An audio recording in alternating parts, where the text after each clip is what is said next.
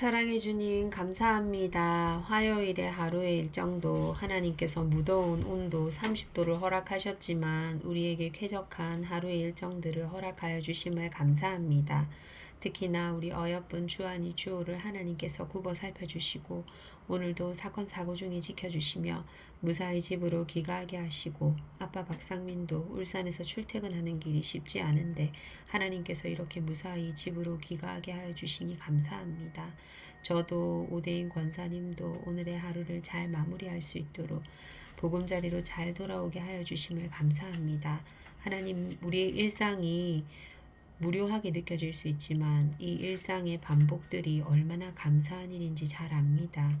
아이들은 아직 알려면 멀었지만 하나님, 이 아이들이 이 순간순간의 평범함이 얼마나 행복인지를 하나님 알지 못하여도 늘 하나님께 감사함으로 나아갈 수 있는 우리 주안이 주호가 되게 하여 주시고 늘 하나님의 말씀으로 하루를 마무리하게 하여 주심을 감사를 드리며 또한 지혜를 쌓아가기 위하여 책을 읽기를 즐겨할 수 있는 우리 주안이 주호가 되게 하여 주시니 감사합니다. 음식을 편식하듯이 책을 편식하지 않게 하시고 골고루 영어, 수학, 사회, 과학, 역사, 고전 하나님 국어, 문학에 대한 표현들을 다양하게 섭렵할 수 있게 하여 주시고 하나님의 말씀을 부정하는 책들은 사리분별력 있게 잘 판단하여서 그러한 책들을 읽지 않고 하나님에 대한 우리의 믿음이 꺼지지 않도록 사라지지 않도록 하나님께서 늘 지켜주시고 주의 말씀을 붙들며 살아가게 하시며 지혜를 사모하는 주의 자녀가 되게 하여 주셔서 죄악의 길에 들어서지 아니하며 죄악의 길로 인도하는 자들을 따르지 아니하며 더욱이 하나님께서 인도하시는 그 길을 당당하고 담대하게 나아갈 수 있는 믿음의 용감한 자녀들이 되게 하여 주옵소서. 하나님, 사람의 눈으로 생각하거나 보지 못하는 것들 많습니다. 그 모든 것들도 하나님께서 주관하여 주셔서 우리 주안이 주호가 어여쁜 청년으로 성인으로 자랄 수 있도록 이 유년 시절을 하나님께서 사랑과 믿음과 지혜와 하나님의 말씀으로 채워주시옵소서. 좋은 사람들 붙여주시고 좋은 친구를 붙여주셔서 좋은 영향력을 받고 자랄 수 있는 우리 주안이 주호가 되게 하여 주셔서 하나님 이 땅 가운데 쓰일 수 있는 디아스포라로 사용되어질 수 있게 하여 주셔서 어느 곳을 가든지 어느 나라에 가든지 하나님께서 늘 보호하여 주시고 지켜주시옵소서. 감사를 드리며 오늘도 평안하고 쾌적하고 포근한 밤 허락하여 주옵소서. 예수님 이름으로 기도드렸습니다. 아멘. 룻, 빨리 이곳으로 떠나요. 창세기 19장. 하나님께서는 천사 둘을 소돔성으로 보내셨어요. 두 천사가 소돔성의 입구에 막 도착했을 때였어요. 그때 마침 성의 입구에 서 있던 롯이 두 사람이 걸어오는 것을 보았어요. 롯은 두 사람이 천사라는 사실을 눈치채지 못했어요. 그냥 평범한 사람처럼 보였거든요. 롯이 두 사람에게 말을 걸었어요. 오늘 밤 저의 집에서 묵으시겠습니까? 그리고 내일 다시 여행을 떠나십시오. 천사들은 롯의 말대로 하기로 했지요. 그리고 롯과 함께 그의 집으로 갔어요.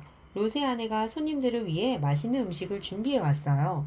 두 천사는 손님이 되어 롯의 집에서 식사를 하고 있었어요. 그런데 못된 소돔 사람들이 롯의 집에 낯선 손님이 와 있다는 사실을 알게 되었지요. 그들은 저녁 늦은 시간에 롯의 집으로 찾아와서 소리쳤어요. 롯, 당신 손님을 밖으로 내보내. 롯은 그 말을 듣지 않았어요. 소돔성의 사람들이 두 손님을 괴롭힐 것이 뻔했거든요. 롯이 직접 집 밖으로 나가 이렇게 말을 했어요. 이 두 사람은 내 손님이요. 오늘 밤 우리 집에서 묵고 갈 거라오. 이 사람들을 괴롭히지 마시오. 소돔 사람들은 롯에게 화가 났어요. 그래서 이렇게 소리쳤어요. 이따위 말은 듣기 싫어. 너도 원래는 이성 사람이 아니잖아. 감히 떠돌이 주제에. 화가 난 사람들이 금방이라도 롯을 붙잡을 것 같았어요. 모든 것을 지켜보던 두 천사가 롯을 얼른 집 안으로 끌고 들어왔어요. 그리고 문을 잠가버렸죠. 그걸 본 소돔성 사람들이 어떻게 했을까요? 화가 나서 롯의 집 안으로 밀고 들어오려고 하지 않았을까요? 물론이에요. 소돔성 사람들은 집 안으로 들어오려고 했어요. 하지만 그렇게 할 수가 없었죠. 갑자기 그곳에 있던 소돔성 사람들이 모두 눈이 멀어버렸거든요. 그래서 문을 찾을 수밖에 없었어요. 찾을 수가 없게 되었던 거죠. 천사가 사람들의 눈을 어둡게 만들어 문을 찾지 못하도록 한 거예요. 소돔성 사람들은 더듬거리며 문을 찾고 또 찾았어요. 하지만 도저히 문을 찾을 수가 없었어요. 결국 문을 찾다 지쳐버렸죠. 지친 사람들은 한 사람, 두 사람씩 집으로 돌아갔어요. 하나님께서는 소돔성 사람들이 얼마나 나쁜지 분명히 알게 되셨어요. 이 성에는 하나님을 사랑하는 선한 사람이 10명도 살지 않는다는 것이 분명해졌어요. 정말 안 된 일이지만 사실이에요. 천사가 롯에게 말했어요. 롯, 당신의 아내와 딸들을 데리고 빨리 이 성에서 도망쳐야 합니다. 하나님께서 이 성을 멸망시키실 것입니다. 이 성에 사는 모든 사람들이 죽게 될 겁니다. 저희는 당신에게 이 사실을 알려주려고 왔습니다. 그러나 롯은 그 성을 떠나고 싶은 마음이 눈꽃만큼도 없었어요. 자기가 좋아하는 모든 것들을 두고 도망가야 한다고 생각해 보세요. 롯은 그때 아주 부자였잖아요. 그의 아내도 같은 마음이었어요. 하지만 천사들이 계속 재촉을 했어요. 얼른 가세요, 롯. 시간을 더 끌면 그때는 늦습니다. 롯과 그의 아내는 새벽이 밝아오도록 망설였어요. 천사는 더 기다릴 수가 없었어요. 롯과 그의 아내와 두 딸을 집 밖으로 끌고 나왔지요. 그리고 네 사람을 데리고 거리를 지나 성 바깥으로 나왔답니다. 천사가 말했어요. 저기 산 보이시지요? 그 산을 향해 쉬지 말고 빨리 가십시오. 그곳은 안전할 겁니다. 얼른요. 그리고 중간에 절대 멈춰 서거나 뒤를 돌아보지 마십시오. 롯과 두 딸은 산을 향해 쉬지 않고 걸어갔어요. 하지만 그의 아내는 자꾸만 자기가 살던 아름다운 집이 생각났어요. 그리고 두고 온 예쁜 물건들도 계속 생각이 났어요. 롯의 아내는 점점 더 천천히 걷게 되었죠. 그러다 결국 그 자리에 멈춰서서 뒤를 돌아보고 만 거예요. 소돔성에 있는 자기 집 쪽을 바라봤죠. 내가 좋아하던 물건들, 내 아름다운 집, 어쩜 그렇게 어리석었을까요? 그리고 어쩌면 그렇게 하나님의 말씀을 안 들을까요? 소돔성에는 난리가 났어요. 모든 것이 뒤죽박죽이 되었답니다. 처음에는 하늘에서 불과 함께 뜨거운 유황이 쏟아져 내렸고 그것들이 사람들 위로 마구 떨어졌어요. 그리고 땅이 쭉 갈라지면서 거기에서도 불과 유황이 흘러나왔죠. 그 바람에 많은 집이 무너졌어요. 하늘과 땅에서 흘러나온 불과 유황이 사방으로 흐르며 집과 사람들을 다 덮어버렸어요. 온 성이 불과 유황으로 뒤덮여버리고 원래 성의 모습은 찾아볼 수가 없게 되었죠. 그 유황이 롯의 아내도 덮쳐버렸어요. 롯의 아내는 그 자리에서 꼼짝 못하고 죽어버렸지요. 롯은 두 딸과 함께 멈추지 않고 계속 걸었어요. 마침내 천사가 가르쳐준 산에 안전하게 도착했지요. 롯은 갑자기 가난뱅이가 되었어요. 이 모든 것은 나쁜 사람들과 함께 살았던 자기 잘못 때문이었죠. 하지만 하나님께서는 롯을 구해주셨어요. 마지막 순간에 성에서 도망치라고 알려주셨잖아요. 덕분에 롯과 그의 두 딸은 무사히 살았답니다. 아멘. 아들아, 삶에 지치고 힘들 때 이 글을 읽어라. 결혼하기까지 신중하고 또 신중해라. 상견례를 했든 약혼을 했든 상관없어. 내 마음이 하는 소리에 짐짓 귀를 막은 채 결혼식장으로 걸어 들어가지 말거라. 이 결혼은 아닌데 하는 의구심이 드는 상태로는 결혼하지 말거라. 주위 사람들이 너에게 갖은 모욕과 저주를 퍼부어도 신경 쓰지 말거라. 그 사람과 평생을 함께하는 것에 대해 일말의 불안감이 남아 있다면 돌이켜야 해. 결혼식장에 들어가기 전까지는 돌이키는데 늦지 않단다. 평생 짝이 될 사람을 선택하는 것은 인생의 그 어떤 선택보다도 중요하니까. 아빠는 말한다. 마음에 들지 않는 결혼이라면 언제든지 뒤집어라. 혼자 사는 세상이 아니란다. 세상은 혼자 사는 곳이 아니란다.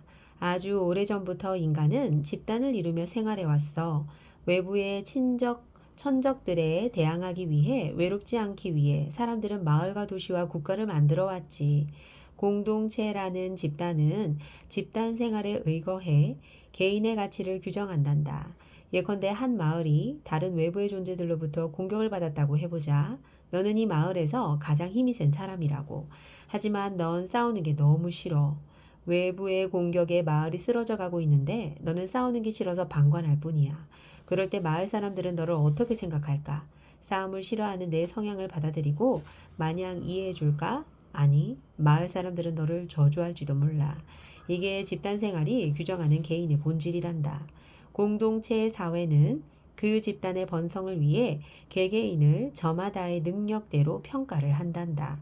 이를 토대로 힘이 센 자는 전사가 되고 집 잘 만드는 자는 목수가 되고 씨앗 뿌려 먹을거리를 잘 추수하는 자는 농부가 되는 거란다. 따라서 너에게 능력이 있는데 공동체가 요구하는 내 역할을 거절한 채 뒷짐지고 있어서는 안 된다는 뜻이야. 공동체를 위해 내 능력을 발휘해야 해. 능력에 걸맞는 일로서 공동체 사회에 기여를 해야 한단다. 자신에게 씌우는 공동체의 굴레가 싫다면, 그래서 그 의무를 이행할 수 없다면 남은 방법은 단 한 가지뿐이야. 공동체를 떠나는 것이란다. 아빠는 말한다. 너 혼자 사는 세상이 아님을 잊지 말아라. 인생은 생각보다 아주 짧단다. 인생을 살면서 온전히 머리를 쓰고 오롯이 몸을 움직이는 시간은 수십 년도 안 된단다. 그만큼 우리가 쓸 시간은 매우 한정적이지. 세상이 너무 복잡해진 탓에 세상의 기본을 배우는 데에만도 너무나 많은 시간이 걸리고 있어. 젊음의 짧은 시간이 지나면 감성이 힘을 잃고 이성이 마비되기 시작하지. 이후의 시간은 삶의 관록과 그동안의 타성으로 사는 거야. 삶이라는 주제로 그래프를 한번 그려볼까? 일직선으로 그려지니? 태어날 때부터 죽을 때까지 일직선으로 그려지니? 아니, 그렇지 않을 거야. 대부분의 인생은 초반 20년 안에 결정된단다. 그러니 인생 초반에 온 힘으로 배움에 힘써야 한단다. 감성 또한 그 누구보다 많이 받아들일 수 있도록 채찍질해야 해. 이렇게 쌓인 통찰력과 지혜는 수십 년간의 내 여생을 지탱해 줄 거야. 그러니까 배움은 20대에서 20대 중반까지 하고 그 20년 동안 공부한 것으로 100세까지 살아야 되는 거야. 그러니까 20년을 공부하면 80년을 더 사는 거지. 아빠는 말한다. 삶의 초반을 열심히 살아라. 오르기는 힘들지만 내려가는 것은 한순간이란다. 돈이든 직이든 명예이든 모든 영역에서 위로 올라가는 것은 힘들단다. 오랜 시간 뼈를 깎는 인고의 시간을 보내야만 위로 올라갈 수 있지. 만일 네가 한눈을 판다면 그동안 힘들게 밀어 올린 돌은 아래로 굴러떨어질 거야. 눈 깜짝할 사이에 너의 모든 노력이 박살나는 거지. 이를 막기 위해서는 계속 올라갈 수밖에 없어. 쉴 때도 밀어 올리던 돌을 등으로 버티면서 땀을 닦는 수밖에 없는 거고. 언제 굴러떨어질지 모르는 불안감 때문에 짜증이 난다면 주변의 평지를 다져도 좋아. 너가 돌에서 떨어져 편히 앉아서 마음 편히 쉬고 싶다면 주변에 평평한 평지를 만드는 거지. 평지를 만드는 그 순간에도 너는 돌을 밀고 있어야 하니 이 또한 쉽지 않을 거야. 아니, 오히려 돌을 굴리며 올라가는 것보다 더 힘들 수도 있어. 그럼에도 평지 위에 돌을 올려놓고 평정심을 찾는 것도 좋은 방법이 될 거야. 아빠는 말한다. 언제나 겸허하고 인내의 마음으로 살아야 한단다. 위풍당당 고사성어 자신만만. 오글로 모프 속 두문불출. 막을 두 문문 아니 불 날줄. 세상과 인연을 끊고 나가지 않음. 두문불출은 세상과 인연을 끊고 나가지 않는다는 뜻이래요. 귀찮아서 사랑도 포기한 오블로 모프. 학생은 학교에서, 직장인은 직장에서, 주부는 가정에서 모두 자신이 맡은 일에 충실히 임하고 있는 한낱. 오블로 모프는 아직도 침대에 누워 있었어요. 몸이 아픈 게 아니냐고요? 아니에요. 방금 전에 일어나 배가 고프다며 신나게 식사를 한 후 다시 잠든 거거든요. 그럼 어제 밤늦게까지 일을 해서 피곤한 건 아니냐고요? 그것도 아니에요. 오블로모프는 어제도 일주일 전에도 한 달 전에도 이렇게 하루 종일 두문불출하며 침대에서 뒹굴거리고만 있었어요. 그래요. 오블로모프는 언제나 게으름뱅이에요. 하고 싶은 것도 없고 좋아하는 것도 없는 하인이 없으면 양말 한 짝도 못 신는 러시아 최고의 게으름뱅이죠. 오블로모프가 처음부터 그런 게으름뱅이였던 건 아니었어요. 그는 귀족 집안에서 태어나 대학교까지 나오며 열심히 공부를 했고 한때는 관청에서 공무원으로 일한 적도 있었어요. 착한 마음과 순수한 영혼을 지니고 언제나 이상적인 세상을 꿈꾸던 멋진 청년이었죠. 오블로모프를 망친 건 모두 유산 때문이었어요. 오블로모프는 부모님이 돌아가시자 막대한 유산을 물려받게 됐거든요. 거기에는 엄청난 농토와 그 땅에서 농사를 지을 하인들도 포함되어 있었어요. 자기는 손 하나 까딱하지 않고도 하인들이 농사를 지어 돈을 벌어오니 오블로모프는 스스로 일할 필요를 느끼지 못했죠. 가만히 있어도 돈이 생기니 잠시 쉬어볼까? 그 생각이 지금의 게으른 오블로모프를 만들어낸 것이죠. 그런 오블로모프를 안타깝게 여기는 이가 있었어요. 바로 그의 어릴 적 친구인 슈톨츠였죠. 활동적인 성격을 지닌 슈톨츠는 오블로모프를 세상 밖으로 끌어내려고 부단한 노력을 기울였어요. 이것 봐, 주호. 이렇게 침대에만 누워있는 게 뭐가 재밌나? 나랑 같이 나가세. 가서 바람도 쐬고 세상 돌아가는 것도 보자고. 그거 말고 축구하면 안 돼? 주한이는 올가라는 아름답고 지성적인 여인을 주호에게 소개시켜주고 있었어요. 아무리 게으른 주호라도 사랑에 빠지면 변하겠지. 과연 주한이의 생각대로 주호는 적극적으로 변해갔을까요? 그리고 주호와 결혼을 하기로 했어요. 그런데 문제가 생겼어요. 막상 결혼을 하려고 하니 자신의 생각이 완전히 변하는 게 너무도 귀찮아진 거예요. 그래서 주호는 올가를 불러 말하죠. 아무래도 저는 결혼하지 못할 것 같습니다. 저보다 더 좋은 남자를 찾으세요. 죄송합니다. 그렇게 게을러서 사랑도 내던져버린 주호는 결국 운동부종으로 심장병이 생겨 젊은 나이에 생을 마감하고 죽어버렸답니다. 고전 속 지혜 배우기. 세상에 나가지 않고 두문불출하며 게으른 생활을 하던 오블로모프의 모습이 너무 충격적이죠. 이 소설을 읽은 러시아의 지식인들도 엄청난 충격을 받았어요. 그래서 무기력함이나 나태함을 뜻하는 오블로모프 주호 기질이라는 신조어가 생겼대요. 고전 깊이 읽기, 오블로모프를 통해 알아보는 인간의 조건. 오블로모프는 그동안 보지 못했던 대작 중의 대작이에요. 러시아의 위대한 작가 톨스토이가 오블로모프에게 보낸 찬사예요. 또 러시아의 문학사가 크로포트키는 당시 오블로모프가 출간되었을 때 러시아 지식인들이 받은 충격에 대해 이렇게 기록을 했어요. 오블로모프 주호의 출간은 위대한 작가 투르게네프의 신작 이상의 대사건이다. 교육을 받은 러시아인들은 모두 오블로모프 주호를 읽고 오블로모프 주호 기질에 대해 이야기를 했어요. 그리고 자신들 역시 오블로모프 주호와 공통점이 있다는 걸 인정하고 자신의 피 속에 오블로모프 주호의 게으른 병이 흐르고 있는 걸 느꼈죠. 오블로모프의 작가 이반 곤차로프는 이 소설을 통해 인간이란 무엇인가에 대해 질문을 던졌답니다. 소설 속 오블로모프 주호는 막대한 유산이 생기자 게으름에 빠져 아무 일도 하지 않고 그런 주인공의 모습에 많은 사람들이 충격을 받은 이유는 그 모습에서 살아있다는 느낌을 받을 수 없어서였어요. 침대에 누워 빈둥거리는 오블로모프 주호는 마치 움직이는 시체와 같았어요. 소설을 읽은 독자들은 인간의 조건이 돈이 아니라 자신의 목적을 지니고 열심히 사는 것이라는 사실을 알게 되었죠. 그리고 주인이 일을 하지 않아도 돈을 벌 수 있는 러시아의 사회제도가 잘못되었다고 생각하고 그 제도를 바꾸기 위해 노력했답니다. 러시아 작가 이반 곤차로프는 오블로모프 주호를 비롯해 단 3권의 책밖에 내지 않았지만 인간에 대해 깊이 고민한 위대한 작가로 남게 되었답니다. 오블로모프 주호요? 네. 속담이 100개라도 깨어야 보배 달걀로 박주환 치기. 딱 봐도 주한이를 이길 수 없는 상황일까요?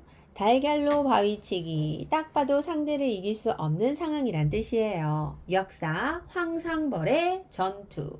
고구려 백제 신하가 함께하던 삼국시대가 끝나갈 무렵이었어요. 당나라와 힘을 합친 신라가 고구려를 흔들고 이젠 백제를 향해 총공격을 펼쳤답니다. 백제에서는 계백이라는 용맹스러운 장군이 출전을 했어요. 그의 곁에는 목숨을 바쳐 따르는 5천 명의 결사대가 함께했지요. 이렇게 두 나라의 운명을 건 전투가 황산벌에서 시작되었어요. 먼저 계백이 적을 막아내기에 좋은 장소를 차지하고 4번의 싸움에서 크게 이겼어요. 그래서 신라군의 사기가 크게 떨어지고 말았답니다. 그때 신라군에서 어린 화랑 하나가 말을 타고 적진을 향해 돌진했어요. 네, 주한이 질문하세요. 왜 황산벌 적혀 있잖아. 네. 노래 보면 황산거래 계획 적히는 그거자. 황산거래 계획. 맞습니다. 싸움 거정 역사를 흐른다 그거. 맞아요. 역시. 맞습니다. 계속해서 읽어볼게요. 신라군에서 어린 화랑 하나가 말을 타고 적진을 향해 돌진을 했어요. 그때 이제 15살이 되는 관창이었어요. 맞서 싸운 관창 나오네요. 주한이가 말했던. 관창이 전쟁터에 나온 것은 이번이 처음이었어요. 관창은 신라의 장군인 아버지의 뒤를 잇는 것이 꿈이었지요. 주호야, 나에게 덤벼라. 관창이 왔다. 하지만 관창은 백제군이 쳐놓은 올가미에 걸려 넘어졌어요. 백제군에게 사로잡혀서 계백의 앞으로 끌려가고 말았지요. 아직 새파랗게 어린 박주호 화랑이군. 달걀로 바위치기가 따로 없도다. 난 죽음이 두렵지 않다. 어서 박주호 내 몸을 베라. 이런 화랑도 이리 싸우는데 신라를 이기기 어렵겠구나. 계백은 나이 어린 관창주호를 낳아주었어요. 하지만 이대로 물러날 주호관창이 아니었지요. 백제군의 깃발을 꼭 빼앗아오고 말겠어 하고 주호관창이 말했어요. 주호관창은 다시 적군을 향해 돌진했어요. 이랴! 이번에는 주한이 계백도 봐줄 수 없었어요. 결국 주호관창은 주한이 백제군의 칼에 목숨을 잃고 말았어요. 주호관창의 죽음을 본 신라군이 크게 요동했어요. 어린 화랑 주호도 저리 싸우는데 우리는 뭐 하는 것이냐? 주호관창의 복수를 하자! 와! 백제군을 향해 돌격하라! 결국 신라군은 백제군을 크게 이겼답니다. 이 전투로 계백이 목숨을 잃고 백제 역시 멸망하고 말았어요. 달걀로 바위치기는 이길 수 없는 상대를 만났을 때 쓰는 속담이에요. 누가 봐도 연약한 달걀이 깨질 게 분명하거든요. 주호로 바위치기, 그러면 주한이로 바위치기, 달걀로 바위치기 하면 어떤 뜻이겠어요? 달걀은 연약한 사람을 뜻하는 말의 비유예요. 하지만 겉보기에 단단해 보이는 바위도 금이 가고 부서져서 돌멩이가 되고 모래알이 되잖아요. 질 것이 뻔할 땐 적당히 상대를 피해갈 수도 있지만 때론 이길 수 있다는 용기와 믿음이 바위를 깨뜨릴 수 있답니다. 황산벌의 전투처럼 말이에요. 비슷한 사자성어로 이란투석이 있어요. 써 이자에 알 난자에 던질 투자 돌석자로 달걀로 바위치기라는 뜻으로 이란투석이란 사자성어도 쓴답니다. 고전 하나 더 성경 다윗과 골리앗 베들레헴이라는 마을에 다윗이라는 소년이 살고 있었어요. 다윗은 왕을 돌보는 평범한 아이였어요. 그러던 어느 날 베들레헴에 골리앗이라는 거인이 쳐들어왔어요. 골리앗은 키만 큰 게 아니라 강철로 된 투구를 쓰고 청동 갑옷을 입고 있었어요. 그리고 키보다 더 큰 창을 들고 싸웠지요. 다윗의 형들은 골리앗과 싸우러 전쟁터로 떠났어요. 하지만 아직 어린 다윗은 마을에 남아있어야 했어요. 다윗은 형들이 부탁한 물건을 챙겨서 전쟁터로 찾아갔어요. 그때 골리앗의 우렁찬 목소리가 들려왔어요. 겁쟁이 녀석들! 뜨거운 맛을 보여줄 테니 어서 덤벼라! 아무도 골리앗 앞에 나서지 않았어요. 실제로 골리앗을 보자 달걀로 바위치기라고 생각했거든요. 하지만 용감한 다윗이 가죽끈에 돌멩이를 묶어서 들고 대답했어요. 골리앗, 내가 상대해주마! 골리앗은 자신의 앞에 서 있는 조그만 다윗을 내려다봤어요. 허허, 꼬마야, 가서 엄마 젖이나 더 먹고 와라. 어리다고 얕보지 마라. 자, 받아라. 다윗이 골리앗의 이마를 향해 가죽끈을 던졌어요. 야! 그러나 돌멩이가 골리앗의 이마를 정통으로 때렸어요. 내가 꼬마에게 당하다니 쿵. 골리앗이 이마에서 피를 흘리며 중심을 잃고 쓰러졌어요. 다윗은 이때를 놓치지 않고 골리앗의 칼을 꺼내어 칭! 골리앗의 목을 겨누며 잘랐답니다. 그래서 다윗은 승리했답니다. 계란으로 바위치기도 정말 바위가 깨질 수도 있군요. 고구려의 발전과 위기, 백성을 위하는 왕과 국상. 신대왕은 즉위하자마자 백성들에게 사면령을 내리고 차대왕을 죽인 명림답부를 국상 제상의 자리에 앉혔어요. 질문. 그대에게 국상의 자리를 줄 터이니 부디 나를 도와 고구려의 부흥에 큰 힘을 쓰기 바라오. 질문. 질문하십시오. 즉위식이 뭔데요? 즉위식이라 함은 왕이 왕의 자리에 오르는 행사를 즉위식이라 합니다. 그렇군요. 이로써 명림답부는 최초로 국상의 자리에 오른 신하가 되었습니다. 목숨을 걸고 고구려를 지키겠습니다. 명림답부는 고구려에 쳐들어온 한나라의 대군을 물리치는 등 많은 공을 세웠고 신대왕도 어진 정치로 백성을 보살폈습니다. 뭐라고? 박지호 명림부가 죽었단 말이냐? 신대왕 15년 179년 가을이었어요. 아, 그가 없었다면 오늘 나도 없었거늘. 명림답부 주호가 죽자 신대왕도 그의 겨울에 시름시름 앓다가 죽고 말았어요. 곧 태자나무가 왕이 되었으니 그는 고구려 9대 임금인 고국천왕이었어요. 여기에 있는 모두가 과거에 차대왕이 저지른 잘못을 기억하고 있을 것이다. 글쎄요, 전하, 전 기억이 나지 않는데요. 히히히. 그래서 앞으로는 왕위를 무조건 자식에게 물려주는 세습제로 하여 그런 일이 없도록 하겠다. 그러거나 말거나. 또한 오부족도 동서 남 북 중부의 오부로 행정을 개편하여 구역을 명확하게 정하겠다. 예, 전하, 지당하십니다. 그냥 편하게 지내시지 왜 귀찮게 그런 일을 만들려고 하십니까, 전하? 돌아가신 명림답부처럼 훌륭한 국상이 될 사람을 구하는 일이 시급하구나. 아니, 그 전에 황후의 친척이란 이유로 권력을 잡고 교만하게 구는 저 좌가려나 어비류 같은 놈들부터 쫓아내야 해. 아유, 사냥이나 갈까?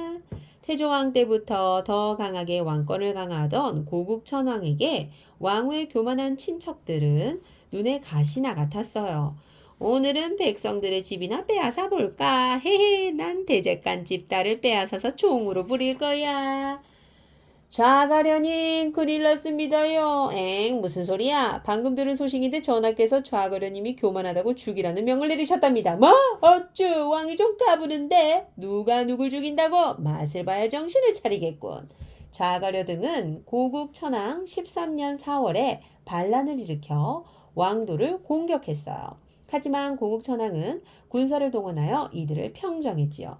여기서 평정은 반란이나 소요를 누르고 평온하게 진정시키다는 뜻이에요. 아유, 그게 엄청 세다. 꽉! 누가 정신을 차리나 보자, 이놈들. 잘못했어요, 전하.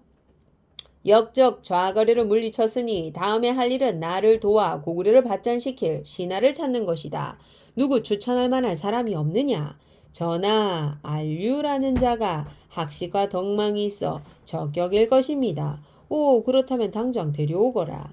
그러나 신하들이 추천한 안류는 벼슬을 거절했어요. 전하, 저는 옹졸하고 덕이 부족하여 큰일을 맡을 수가 없습니다. 여기서 옹졸하다는 성품이 너그럽지 못하고 생각이 좁다는 뜻이에요. 압록곡 자불천에 가보십시오. 유리왕 때 대신 을소의 손자 을파소가 있을 것이옵니다. 성품이 올곧고 지혜와 사려가 깊으나 지금은 농사를 지으며 살고 있습니다. 뭐? 을파소라. 고국 천왕은 안류의 말을 듣고 을파소를 찾아갔어요. 여기에 을파소라는 선생이 어디 있느냐? 예, 접니다만 내가 덕이 부족하여 정치를 잘 못해 선생의 능력이 필요하오. 내가 선생께 중의 대부의 간직을 드릴 테니 나를 도와주시오. 중의 대부는 고구려 때에 둔 국상 다음가는 벼슬이었어요. 여기서 국상은 고구려에서 군대와 나라의 사무를 맡아보던 으뜸 벼슬아치를 뜻하는 말이에요. 지금으로 하면 국방부 장관 정도 되겠네. 대왕께서는 어질고 현명한 분을 뽑아 높은 벼슬을 주고 대업을 이루십시오. 제가 좀 둔해서 왕명을 감당하지 못합니다. 이런 낭패다. 을파소 선생이 관직을 거절할 줄이야. 잠깐, 혹시 내가 생각이 짧았소이다. 선생의 뛰어난 능력을 고자 중의 대부의 관직에 두려 했으니 부끄럽소이다. 다시 청컨대 고구려 최고의 관직인 국상이 되어 주시겠소. 이거는 총리. 국무총리. 와. 국무총리가 더 높잖아. 국무총리가 나중에 대통령이 사직하면 총리가 이제 대통령 자리를 대신하거든. 아유, 냉정한 분이시구나. 이분이라면 내가 모셔도 될 것 같은데. 을파소는 총명한 고국천왕의 부탁을 결국 받아들여 국상의 자리에 올랐어요. 그러자 주변의 신하들이 을파소를 시기하고 모함을 했어요. 전하! 아니되옵니다. 을파소는 방금 들어와서 우리 고참 신하들을 이간질하고 싸우게 합니다. 을파소는 나쁜 신하이니 내치십시오. 방금 왔는데 뭔 나쁜 짓을 했는지. 을파소가 신하들을 이간질한단 말이지. 전하, 그런 적이 없사옵니다. 좋아, 결정했다. 지금부터 귀하고 천한 사람을 가리지 않고 국상 을파소를 따르지 않는 자는 그 사람뿐 아니라 가족과 친척까지 깡그리 멸족시키겠다. 여기서 멸족은 한 가족이나 종족을 멸하여 없앤다는 뜻으로 한 가족이나 종족이 다 망하여 없어지게 한다는 뜻이에요. 딸꾹! 그러고 보니까 을파소님이 의외로 좀 좋은 점도 많으시네요. 하하, 을파소 만세. 자, 이쪽에 골치 아픈 문제들은 내가 맡을 테니 국상은 염려하지 말고 정치에만 힘쓰도록 하시오. 전하, 감사옵니다. 소신이 온몸을 던져서라도 고구려의 부흥에 큰 힘을 쏟겠나이다. 을파소는 충심으로 왕을 섬기며 나랏일을 열심히 했어요. 바른 마음으로 나라를 돌보고 상벌을 공정히 하니 백성들이 편안해지고 나라 안팎이 무사했어요. 아이고, 올해도 풍년이구먼. 허허허, 잘된 일일세. 백성들도 평온했지요. 국상이 저렇게 열심히니 나라가 평온해지는 것은 당연하지. 을파소는 정말 뛰어난 신하로군. 남쪽 땅에 흉년이 들었다고 하니 자네는 사람들을 모아서 을파소를 추천했던 안류를 데려오거라. 예, 전하. 전하 부르셨습니까? 그대의 말이 없었다면 나는 을파소를 얻어 나라를 다스릴 일이 없었을 것이요. 이렇게 나라가 평화로워진 데는 자네의 공이 크니 자네에게 대사자의 직위를 내리겠다. 만극하옵니다. 여기서 대사자는 고구려의 14관등 가운데 6째 등급으로 지방에 파견되어 조세나 공무를 거두어들이는 일을 맡아보는 관직이에요. 고국천왕 16년 1940년 가을 고구려에 큰 서리가 내려 곡식들이 얼어 죽는 일이 생겼어요. 아니, 가을에 갑자기 서리가 내리면 어떡해. 아이고, 내 곡식 모두 얼어붙었네. 이제 뭘 먹고 사나. 같은 해 10월. 어허, 추워서 그런지 오늘 사냥은 영 신통치 않구나. 저기 뭐지? 너는 뭐하는 백성에게 이런 길 한가운데 서럽게 울고 있느냐? 전하, 수상해 보입니다. 전하, 소인은 가난해서 품을 팔아 어머니를 복량했습니다. 여기서 복량은 부모나 조부모님과 같은 웃 어른을 받들어 모신다는 뜻이에요. 한때 올해 서리가 내려 큰 흉년이 들었기 때문에 아무도 품을 사지 않아 곡식을 얻을 수가 없습니다요. 이 무엄한 놈 목을 칠까요? 내가 더 무엄하다 이놈아. 아이고. 백성들이 이 꼴이 되도록 방치하고 있었으니 이것은 곧 나의 죄가 아니냐. 이자에게 옷과 음식을 주어 어머니를 복량케 하거라. 성은이 만극하옵니다, 전하. 이 나라 어딘가에 이렇게 어려운 자가 또 있을 것이다. 사람들을 시켜 지금 당장 호라비, 과부, 고아, 자식이 없는 늙은이, 늙고 병들고 가난하여 살기 어려운 자들을 찾아내 구휼하여라. 여기서 구휼은 사회적 또는 국가적 차원에서 재난을 당한 사람이나 가난한 백성에게 금품을 주어 구제한다는 뜻이에요. 백성들을 구휼하기 위해 고국천왕은 곧 신하들을 소집했어요. 나라에 흉년이 들어 백성들이 고통받고 있어. 이들을 구휼하기 위한 좋은 방도가 없겠소. 신 을파소가 여러 대신들과 그 문제를 연구하여 해결책을 찾도록 하겠습니다. 고국천왕의 명에 따라 여러 신하들은 흉년으로 고생하는 백성들을 구제할 방법을 고민했어요. 가장 큰 문제는 계획성 부족입니다. 그렇죠. 곡식이 있으면 퍽퍽 먹고 없으면 굶으니 제대로 살 수 있겠습니까? 맞습니다. 그 결과로 고국천왕은 우리나라 최초의 농민 구제 제도인 진대법을 시행하여 많은 백성들에게 존경을 받았어요. 각 담당 관청에 명하니 3월부터 7월에 이르기까지 관의 곡식을 내어 백성들 가구의 수에 따라 차등 있게 배분하 분배하여 나누어 줌으로써 백성들이 굶어 죽는 일이 없도록 하라. 이렇게 나누어 준 곡식은 10월이 되면 돌려받아서 이듬해 나눠줄 곡식으로 사용한다. 이렇게 백성을 위하여 많은 노력을 기울인 고국천왕과 을파소는 고구려를 태평성대로 이끌었어요. 여기서 태평성대는 어진 임금이 잘 다스리어서 나라가 아무 걱정 없고 평안한 세상을 만들었다는 뜻이에요. 그렇게 고국천왕과 을파소는 고구려를 태평성대로 이끌어 그 이후 을파소는 13년간 국상의 자리에 있으면서 나랏일을 돌보다가 신상왕 7년에 세상을 떠났답니다. 80일간의 세계 일주 쥘 베른 글 세바스티엥 무랭 그림 윤지 옮김. 첫 번째 이야기, 필리어스 포그와 파스파루트 주인과 하인이 되기로 하다. 1872년 여름 벌링턴 가든스의 세빌로가 7번지, 1814년에 셰리던이 숨을 거둔 곳에 이제는 필리어스 포그라는 신사가 살고 있었어요. 그는 사람의 이목을 끄는 일은 절대 하지 않으려는 것 같았지만 그런데도 개혁클럽 회원들 중에서도 특이하고 눈에 띄는 사람이 있었어요. 영국의 이름을 드높이는 위대한 웅변가로 손꼽히던 인물이 살던 곳을 수수께끼 같은 인물, 그러니까 아주 세련되고 영국 상류 사회의 멋진 신사라는 사실밖에는 거의 알려진 것이 없는 펠리어스 포그가 이어받은 것이었죠. 펠리어스 포그는 바이런을 닮았다는 말이 있었어요. 물론 다리에는 문제가 없었고 얼굴이 그렇다는 거예요. 그러니까 코수염과 턱수염을 기른 무표정한 바이런. 바이런이 늙지 않고 1000년 동안 살아왔음직한 얼굴이었던 것이죠. 필리어스 포그는 분명 영국이기는 했지만 런던 사람은 아닌 듯 했어요. 이전에 증권거래소나 중앙은행 혹은 시티의 어느 은행에서든 그를 본 적이 있다는 사람이 없었어요. 런던의 선창이나 부두 어디에서도 지금껏 선주 이름이 필리어스 포그인 선박이 정박한 적이 없었거든요. 또한 그의 이름이 무슨 위원회에 올라간 적도 없었어요. 런던의 어느 법학원에서, 그러니까 템플, 링컨, 그레이 법학원에서 그의 이름이 울려 퍼진 적이 없었어요. 대법관부 법원, 왕자부 법원, 재정법원, 교회재판소까지 그 어디에서도 그가 변론한 적이 없었거든요. 그는 공장을 운영하지도 않았고 도매업이나 소매업을 하지도 않았고 농업에 종사하지도 않았어요.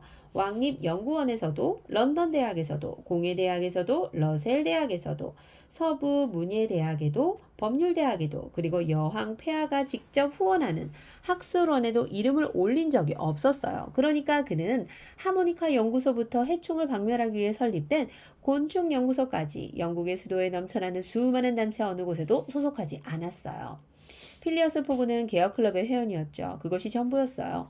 이렇게 수수께끼 같은 사람이 어떻게 그토록 명예로운 단체의 회원이 될 수 있었는지 의아해하는 사람이 있다면 그가 베어링 형제 은행에 당좌 계좌를 가지고 있고 그 형제의 추천을 받아 개혁클럽에 가입했다는 사실을 알려주면 되는 거였죠. 필리어스 포그가 발행한 수표는 돈이 늘 가득한 계좌에서 즉시 결제되기 때문에 그는 신용이 상당히 좋았어요. 그렇다면 필리어스 포그는 부자인가요? 그건 분명했어요. 하지만 어떻게 부자가 되었는지는 가장 뛰어난 소식통들도 대답하지 못했어요. 필리어스 포그 본인에게 묻는다고 답을 해줄 리는 만무했죠. 어쨌든 그는 돈을 펑펑 쓰지도 않았고 그렇다고 인색하지도 않아서 무언가 귀중하고 유용하고 고결한 일에 돈이 부족할 때면 조용히 나서서 심지어 익명으로 해결할 때가 많았어요. 요컨대 그는 웬만해서 속내를 드러내지 않는 사람이었어요. 꼭 필요한 경우가 아니면 거의 입을 열지도 않았고 그렇게 말이 없으니 사람들 사이에서 더욱더 알 수 없는 사람이 되었어요. 하지만 그의 생활은 전혀 감춰있지 않았어요. 그는 늘 수학적으로 똑같은 일상을 되풀이했고 결국 드러난 것에 만족하지 못하는 사람들의 상상력은 그 너머에서 무언가를 찾으려 애썼죠. 그는 여행을 많이 한 사람일까요? 아마 그럴 거예요. 세계 지도에 그만큼 정통한 사람이 없었기 때문이죠. 그는 더없이 외진 구석에 대해서도 전문적인 지식을 갖고 있었어요. 때로 길을 잃거나 소식이 끊긴 여행객들을 두고 소문이 무성할 때면 그는 짧고 명료한 몇 한마디로 사람들의 억측을 사로잡았죠. 그러면서 가장 확률이 높은 가능성을 제시했는데 마치 예지력이 발휘된 듯 그런 추측은 늘 맞는 것으로 밝혀졌어요. 그는 분명 안 가본 곳이 없는, 적어도 머릿속으로는 모든 것을 다 가본 그런 사람이었어요. 한 가지 분명한 사실은 필리어스 포그가 오랫동안 런던을 떠나지 않았다는 것이죠. 다른 사람보다 그를 좀 더 많이 아는 영광을 누린 사람들이 단언하는 바에 따르면 날마다 집에서 클럽을 오가는 길이 아닌 다른 곳에서 필리어스 포그를 본 사람이 없다는 거예요. 그의 유일한 소일거리는 신문 읽기 그리고 휘스트 게임이었어요. 휘스트 게임은 브릿지와 비슷한 카드 게임이에요. 특히 휘스트 게임은 말이 필요 없기 때문에 그와 잘 맞았고 그는 게임을 이길 때가 많았어요. 하지만 그렇게 딴 돈은 그의 주머니로 들어가지 않았고 그는 상당한 액수의 돈을 자선 사업에 보태고는 했어요. 여기서 한 가지 짚고 넘어가자면 필리어스 포그는 돈을 따는 것보다는 게임 자체를 즐겼어요. 그에게 카드 게임은 전투 같은 것이었고 어려움에 맞서는 투쟁이었어요. 움직이지 않고 돌아다니지 않으면서 할 수 있는 투쟁이었기에 그의 성격과도 잘 맞았죠.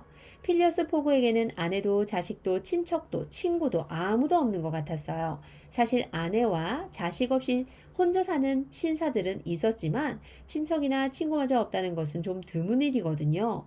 필리어스 포그는 세빌로의 저택에서 혼자 살았고 아직까지 그 저택에 들어가 본 사람은 없었어요. 집안일은 아무 문제가 없었어요. 하인 하나면 그의 시중을 들기 충분했거든요. 그는 시계처럼 정확히 같은 시간에 클럽의 같은 장소, 같은 테이블에서 점심과 저녁을 먹었고 다른 회원들을 대접한다거나 외부인을 초대한 적도 없었어요. 그는 자정에야 집으로 돌아와 잠자리에 들었어요. 개혁클럽에서 회원들이 사용할 수 있도록 마련해 놓은 안락한 방들이 있었지만 그는 단 한 번도 이용하지 않았어요. 필리어스 포그는 하루 24시간 중에 10시간을 집에서 보냈고 그 10시간은 잠자는데 그리고 나가느라 준비하고 옷을 입는데 썼어요. 산책이라고 해봐야 쪽매로 마룻바닥을 깐 클럽의 대기실이나 푸른 유리로 장식된 둥근 천장 아래 이오니아식 붉은 반암 기둥 20개가 늘어서 있는 복도를 늘 일정한 걸음으로 오가는 것이 전부였죠. 그의 저녁 식사 혹은 점심 식사 테이블에는 클럽의 주방, 식품 저장실, 식탁 준비실, 생선부, 유제품부에서 나온 풍성한 음식이 올라왔어요. 멜턴 안창을 깐 구두를 신고 검은색 정장을 차려입은 클럽의 급사들이 엄숙한 얼굴로 특제 자기 접시에 담긴 음식을 멋진 작센 제 보자 식탁보 위에 내왔어요. 또한 그가 마시는 쉐리 포도주나 포르토 포도주 혹은 계피, 곽향, 6개를 섞은 적 포도주는 가열성 주형으로 만든 클럽의 크리스탈 잔에 담겨 나왔어요. 클럽이 큰 돈을 투자해 특별히 아메리카의 호수에서 들여온 얼음 덕에 음료들은 늘 시원했어요. 이런 식으로 산다는 건 괴상한 사람이란 뜻이었고 그러니 괴상한 점에도 좋은 점이 있다는 걸 인정할 수밖에 없었어요. 세빌로의 저택은 호화스럽지 않았지만 더없이 안락한 곳이었어요. 필리어스 포고는 세빌로의 저택에서 혼자 살았고 아직까지 그 저택에 들어가 본 사람은 없었다죠. 게다가 집주인의 생활 습관이 늘 한결같았기 때문에 송가는 일이 거의 없었어요. 하지만 필리어스 포그는 단 하나뿐인 하인에게 유난스러울 정도로 시간을 정확히 지킬 것과 일과가 규칙적일 것을 요구했어요. 바로 그날 그러니까 10월 2일에 필리어스 포그는 제임스 포스터라는 하인을 해고했어요. 그 하인이 가져온 면도용 물이 화씨 86도가 아니라 84도였기 때문이죠. 그래서 지금 그는 11시에서 11시 30분 사이에 오기로 한 새 하인을 기다리고 있었어요. 필리어스 포그는 열병식을 하는 군인처럼 두 다리를 모으고 두 손을 무릎 위에 얹고 허리를 세우고 고개를 든 자세로 안락의자에 반듯하게 앉아서 괴종식의 바늘이 돌아가는 것을 쳐다보고 있었어요. 시, 분, 초, 년, 월, 일 모두 표시되는 복잡한 시계였죠. 그는 평소 습관대로 11시 30분에 종소리가 울리면 집을 나서서 개혁클럽으로 갈 것이었죠. 그때 필리어스 포그가 앉아있는 작은 거실에 문을 두드리는 소리가 들렸어요. 해고된 제임스 포스터가 들어와 말했죠. 새 하인이 왔습니다. 30대쯤 되어 보이는 남자가 들어와 인사를 했어요. 필리어스 포그가 물었죠. 프랑스인이고 이름이 존인가? 새로운 하인이 대답했어요. 죄송합니다. 장입니다. 장 파스파루트라는 이름 때문인지 곤란한 상황을 잘 헤쳐나가는 재주를 타고났습니다. 영국 이름 존은 프랑스 이름으로는 장이라고 얘기해요.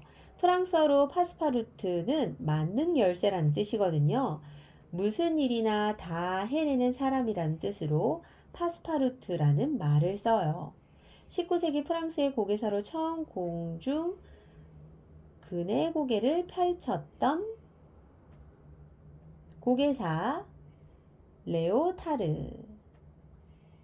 전 스스로 올바른 사람이라고 생각하지만 솔직히 말씀드리자면 여러 가지 직업을 거쳤습니다. 유랑극단 가수도 했고 서커스단에서 고개사 일을 하며 레오타르처럼 공중근에도 탔고 블롱댕처럼 줄타기도 했습니다. 그러다가 제 주제를 좀 더 유용한 일에 써보고 싶어서 체조 선생 노릇도 했고 그 다음은 파리에서 소방대원 노릇도 하면서 꽤 큰 화제를 몇 번 진압하기도 했습니다.